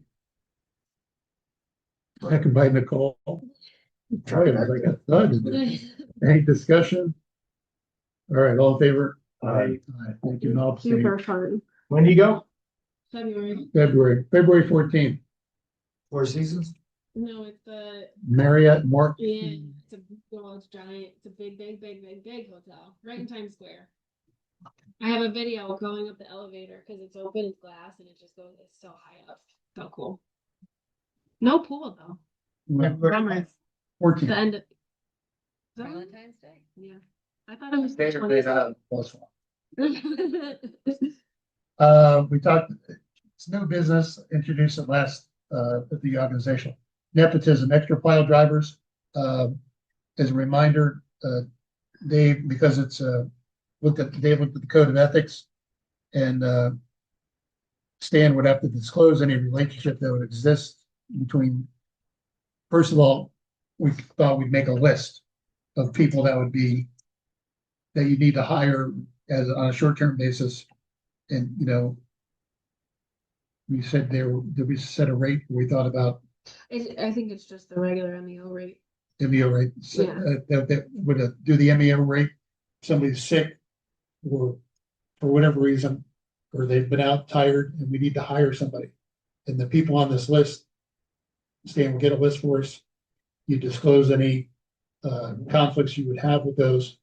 And then you need to designate, and that's the discussion really, is it you want to give the supervisor or do you want the highway committee to approve the hiring of those individuals? So it's just the hiring of the individuals. And it, Because I guess in our discussion the other day, I was confused and we were talking about, because I thought we were saying that Stan could not call them in. It would have to be us He'd have to go and order the list. But Yeah, Stan can't make the decision to hire. to pay somebody that's a relative. Okay, So if a driver's needed and the next guy on the list, whoever it is, Stan's gotta be like, hey, we need a guy. The next guy on the list is so-and-so, happens to be related. Somebody's gotta make that decision other than Stan. got you. Can that just be approval to stand to call them? Yeah, as long as you guys make the decision, I mean, Stan can make a phone call that says, hey, the town supervisor just told me to call you to have you come in and plow. As long as Stan is not making a decision that results in money in a family member's pocket, that's fine. He can And make a then- phone call without a conflict. That would be required for each time they were hired. Like they did 8 hours and say a day and a half later, we need them again. Just want to do the list is fine, but I mean, for example, the reason why it has to be done this way is if there's a list of 5 people and Stan's cousin is one and Stan likes his cousin more than everybody else on the list, Stan's cousin's gonna get paid each time. That's what the nepotism law is to avoid. Right. So however you guys do the list, whether it's a route that you've got one driver that's more qualified than another, whether you've got somebody that you know is aces, whether he's related to Stan or she's related to Stan or not, whatever the case may be, you guys have to determine how you want to use that list. And again, all combinations and all of the above is fine as long as Stan's not making a decision that puts money in somebody's pocket. And again, we've got a small pool of drivers out there, so we understand in a small community that a lot of people are going to be related. You just want to have the appearance of impropriety if somebody says, hey, why does Stan's cousin get this job all the time and my nephew doesn't? Yes. Yep. So to answer your question, who would do that? Would it just be a 1-person thing or should it be a 2-person approval? Well, if it was the highway committee, it'd be 2 people. I mean, Right. Either one could do it. Either Yeah. one of you could do it. But just 1 person. Mhm. Yeah, only need one person. I think having a second is good. If you guys have already pre-approved your list, Right. it's just a matter of, hey, I can't hire this guy because he's my relative. He's the next guy on the list. Tom, you authorize me to do this? Yes, Stan can then make the call. All right. We were I was overcomplicated. Okay. Do you have a preference? I just asked the preference was, and you guys said Yes. you're fine with it. So- Yeah, we're fine. Yeah, and if we have, if Stan is gonna, we have a text, group text already, or you can call it between, well, we answer pretty quickly already, so. I think they would be reaching out to us, and I mean, I think, right, have you submitted a list yet? I don't think, I haven't seen one, but we'll get that list, and then. You must have guys though that you know, right? Yeah, they have been through the years. Yeah, So sure. we need to get that list and Just contact make it official info now. and send it. Well, then, I mean, it makes sense too, because if something were to happen to you when somebody else, or you're not available, somebody else needs that list to know who to go to. And then, yeah, if you were in a job board, reach it. Okay, so I would like a motion that the town board, authorizes the highway committee to approve hires of plow drivers, as necessary. So all that would be required of you, Stan, is, let's say, I'll use your dad because he's a former super. If your dad's on the list, you just need to give a written notice to the board along with a list that says, hey, by the way, number 2 on the list happens to be my father, and that's it. No different than if somebody on the list is related to you, Tom, you got to disclose that as well. Okay, Make that motion. motion by Look at Nicole, you. second by Pat, discussion. All right, all in favor? Hi. All All right, town board rules of conduct. Okay, background on that, it's been almost 4 years since we looked at it. And I sent it out to you, I think a while ago, a week or so ago. And I would, if you're fine with this, we can, do nothing is one option, or if you like to make some changes, I guess the thing would be rescind this one and or just I'll amend it. I don't know what the. I say we roll with it. I didn't see any changes. I just would like, I think I discussed some, make sure we, again, like I think we talked about, we don't want to be, like 2 minutes and cut their mic or something like that. People won't want to speak. But I do think we need to control redundancy because sometimes we'll get 6 people saying the exact same thing. And I'm not saying they don't have a right to speak, but if we're there to make a point, like, hey, Riddle Road has potholes. I don't need to hear it 6 times. Riddle Road has potholes. We get it, and I don't know how everybody else feels, but sometimes the redundancy of it and the repetitiveness and then people speaking out of turns, trying to speak over, and then also people speaking amongst themselves when we're talking about it. it's very difficult for old people like me to hear sometimes, especially when there's a lot of chatter. So I don't think we need to change it. I just think we need uh, somebody, whoever that person would be, and I'll nominate Jim Lumpy, to just make sure we're kind of following somewhat. Again, we're not, I'm not suggesting we hook them, as soon as they get out of line, but there's a time where we're here to conduct town business. And you get, sometimes it becomes a free for all, and I think we need to eliminate that. Right. It, so I agree. Anybody have anything else for it? Yeah, with Pat, it's all there. It just needs to be enforced. It's like, right now it says reception of petitions and other communications. It doesn't say they have to be read into the record. That's another one. All right, so, I think we can acknowledge them. that's what, and that's what I intend to do, we got a letter from John Q. Public that says that, Riddle Road has potholes. I don't need to read a 5-minute thing that says Riddle Road does.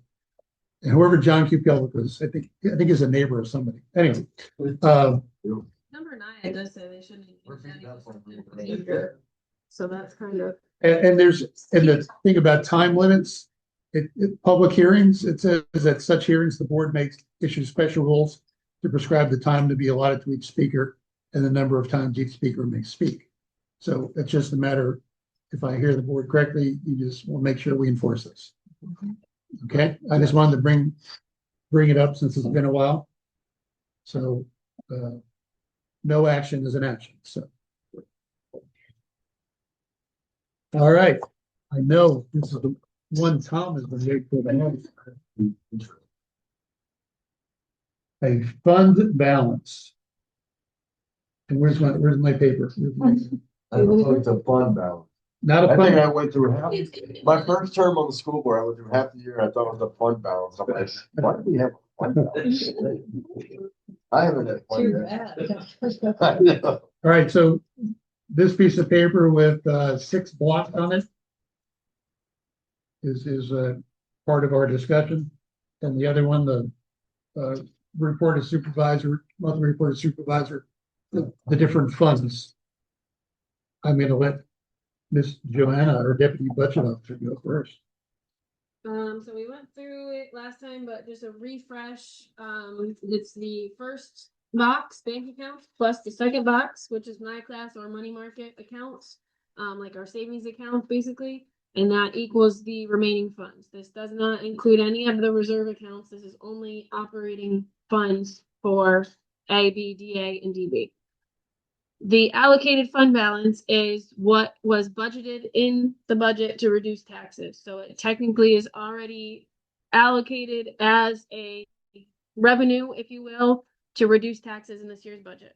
So that it really doesn't matter in this discussion because it's already set for that. So the 5th box is the unallocated fund balance. And that is what we're talking about today. That is what is left over out of the remaining funds minus the allocated fund balance. That is what is left. Dave had sent us that municipalities generally create a fund balance policy that's between 15 to 20% of their yearly expenditures. So the last one is based off of this year's budget. So that gives you 15% for each of the different accounts. Jim and I looked at several different examples of fund balance policies, including Washington County, the town of Clinton. There's a bunch of them. When you Google, they just have all different ones. So some of them have different percentages for different accounts. So if you don't need as much of a fund balance, it could be 10. If you need more, like for the highway or something, it could be 20 or 25. That's all based off of what the board wants to do. So the one question for the A fund, why it is negative, which I did answer last time, is that we have DASNY money that is out that will be repaid this year that technically counts towards that unallocated fund balance number. So once we submit everything to DASNY, we get that back, that technically will count in there. So I think we calculated like 50 something thousand today. 48. 48. So the one thing that we were a little bit confused, and it's in different fund balances, it's fund policies, it's different, is whether or not that 15 to 20% fund balance target includes the allocated fund balance or it doesn't. I think it doesn't. I think it's just the unallocated fund balance, which is how it's written in the Washington County one. It's only basically the money that you can play with. Yeah, not the allocated money that goes into the budget. So, if you're going by that number, we are much too high for the B fund and the DA fund, and we actually need to build up the DB fund a little bit. So the issue with the B fund and the DA fund is that there is not a lot in either of those accounts. And separately, it also includes, the B fund includes the zoning board and the planning board, which now encompasses the village as well. So the separate budget question is whether or not that should go into the A fund in general, because it now also encompasses the village. So that's, I don't know the answer to that question. But there's not a lot in the B fund. If the planning and zoning board amounts were not in there, the only thing in the B fund is code enforcement and the health officer. So I don't really know what to do with $35,000 in there. The DA fund is a highway fund, but it's supposed to be for town and village residents. So there's not a lot in there because the village also pays highway with their village taxes. So we did add a little bit more into that account the past couple budgets because village residents do use town roads, was kind of the theory of that. So we could maybe do something with the extra excess funds that are in the DA. And one of the questions we had tonight for research or for Dave is if we can move. I know you can't move from highway to general or general to highway, but if, like, let's say, for example, the DA fund is a highway account, can it go into the highway equipment reserve that is technically a DB fund, or do we establish a separate equipment reserve for the DA fund? Town, the DA fund is only the town and village. Yeah. So you're talking about, the question is, can you create equipment reserve with Well, we have an excess fund balance? Well, we have an equipment reserve, but it's in the DB fund, technically. And I guess it probably depends again on how it was established. But as of right now, it's labeled as a DB fund. So similarly, the B fund, could that go into a reserve that we already have established in the A fund, such as the beach or facility improvement, or do we have to establish a new reserve? Yeah, I know, that's fine. So yeah, the A fund, we may have a little bit depending on, I don't think we will. So the A fund and the DB fund, I think we, in theory, should be working on building that up if 15% is what the determined goal is. I don't know. I think 100,000 is a lot to just keep in there. So you could do 10%, but it also, I guess, in theory, is for something crazy that comes up that you don't. So 15% ended or the mandate? There is no mandate. The controller's office recommends 15 to 20% or 3 months worth of municipal expenditures in reserve, just in case something really bad happens, so you don't overdraw municipal accounts or have to rush to a bank and get a bridge loan to cover municipal obligations. Cause we're probably at 11%, right? Is that what I'm figuring out? With these numbers? Yes. Except, yeah. And, and it's which 3 months, because Every month is every month different. is Winter different. is like. Yeah. So, and what could happen to use that? That's my question, it's like, or your question, it's like, if it's in like the highway, it's like, we need a plow truck right now. I mean, it just, You're not gonna use your whole fund balance to buy a plow truck. you're probably gonna get a ban for that. But you could, You could. right? Yeah, I mean, unallocated fund balance, you can use it for anything you want, unless it's a restricted fund. You're not- I guess it more probably would be like an something that you wouldn't necessarily get a ban for, like an emergency road repair, if the road collapsed or something happened. Maybe. And along those rules too, there are some precautions and some controller, publications that talk about using fund balance to keep your taxes down.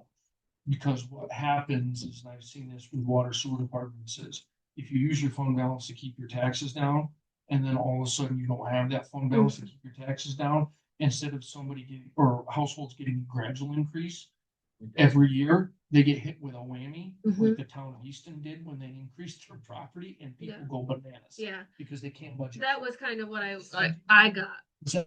No, County this past year? county too, yeah, Yeah. The county also had to get a tax anticipation notice. cause they, Usually they're on. They use Needed fund balance for years. or whatever. To hold taxes when, at least when. They also, well, they use their unallocated fund balance for whatever. Something came up, if something went over budget, they used it. So instead of regulating their budget, they use their unallocated fund balance to pay for whatever. Balance would be, I mean, the amount doesn't necessarily be so high, but you wanna be ending back at that again, right? You Mhm. wanna not at that. And in general, And so if you decide to go last, it's important to stick to what you say. yeah, in general, the allocated fund balance that we've put in the budget, originally when I started, they had it at 125,000 for like 15 years. It was always 125,000. And then now it's 2 something. But it can go back down, and then gradually we could work on putting that back down to build up the unallocated fund balance to 15%, if that's what we want to do. And, it's like anything, any investment, right? You've got to look at, for example, if you're gonna go ban a truck, what's your ban rate versus what are you getting for your interest rate on your unallocated fund balance that's sitting in a bank account? Mhm. That may determine whether or not the town wants to use cash for a new vehicle and only finance part of it, or finance the whole thing. If you're earning on your interest, whatever your night class is higher than what you're gonna pay in an interest rate, it's obviously cheaper to borrow money than it is to expend money that you're earning more on. So that's what, other municipalities, they play with it that way. If your interest rates go up through the roof, rather than borrow at a high interest rate, they'll take more cash and put it into a salt shed or something else, depending on what they're borrowing, what they're borrowing at. Again, we're not getting answers here, just the education continues. I would say, okay. Well, we have to work on drafting a fund balance policy. So we have a couple examples similar to the solar thing, and we can pick out pieces that we want, but the big thing is the percentage of where we want the fund balance to be, which is just something to think about as we start drafting it, because it could be different for different funds, it could be the same, but that's the biggest thing that the board has to determine, I think. So, if you have a couple days extra in your life, you want to sit in government accounting. It's fascinating 2 days, let me tell you. So in chapter 7, reserve is a term used to describe a portion of the fund equity that is legally segregated for a specific future use and therefore is not available for current operations. In general, reserves are designed to segregate resources to provide for future contingencies. So, and it talks about you can have like specific reserves or generic reserves, like for land, buildings, or building alterations, or specific types of equipment like pumper trucks, snowplow, or a type, highway equipment. And that's what we have here is highway equipment reserve. So it's generic.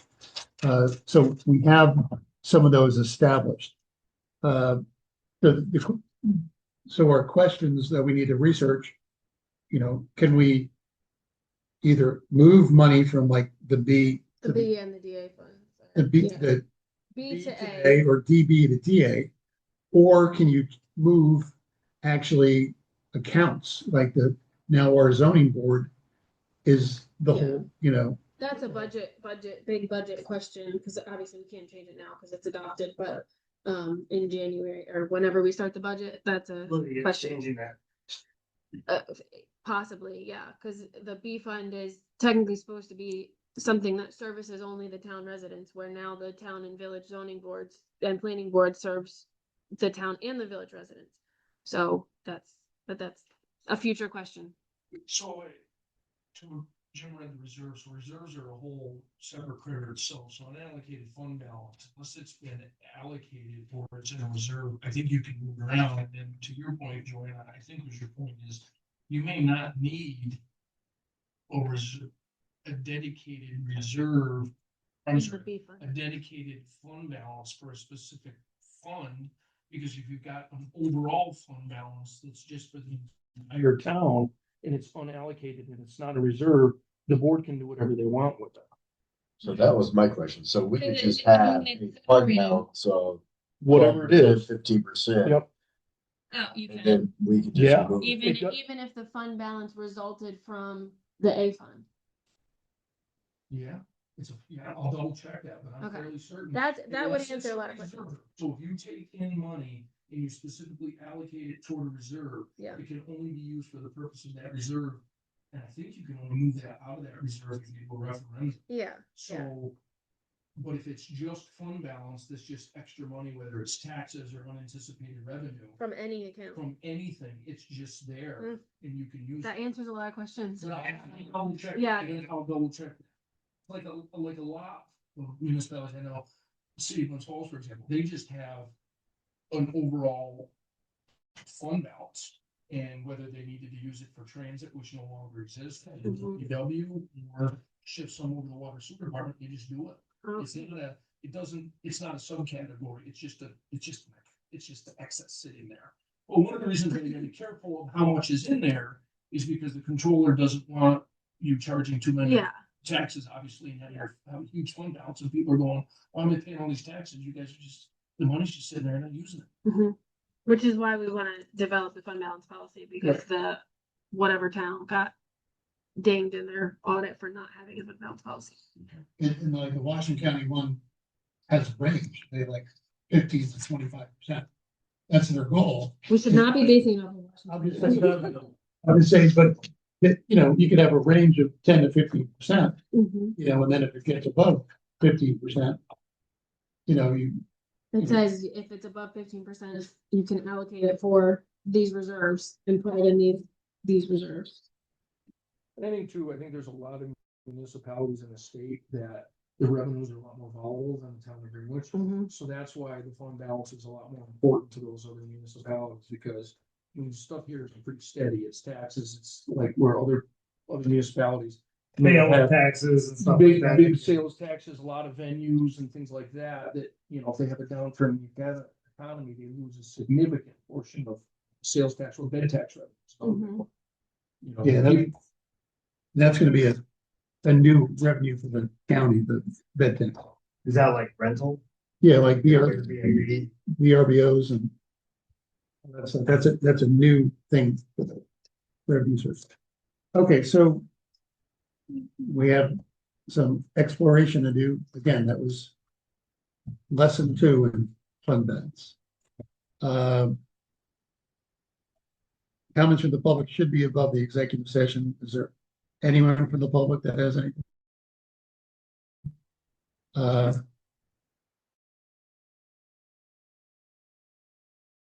All right, so I need to go into, and Councilor Klingel is excused at this time.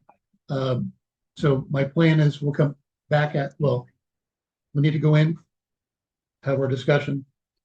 We'll come back out, and I'm not looking for any resolutions tonight. It's information's only. So I can close the meeting without you if you Okay. want to just pack up and go. Perfect. I was hoping you would say that, but All right, I need a motion to go into executive session. Motion by Tom, second by Pat. And then All in when we favor? do get there, I'll probably move adjournment. You can put it so you'll have your minutes can correct. write that down. Oh, yeah, we'll make it. And then vote in second. You can also, oh, it's not.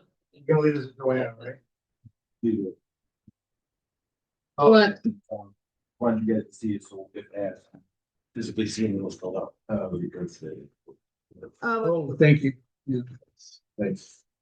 He's gonna work with me on doing like a PDF, so I can actually read what I write, so I don't. I had Is it a Barbara PDF here. now or a Word? No, that is something. Do you want me to just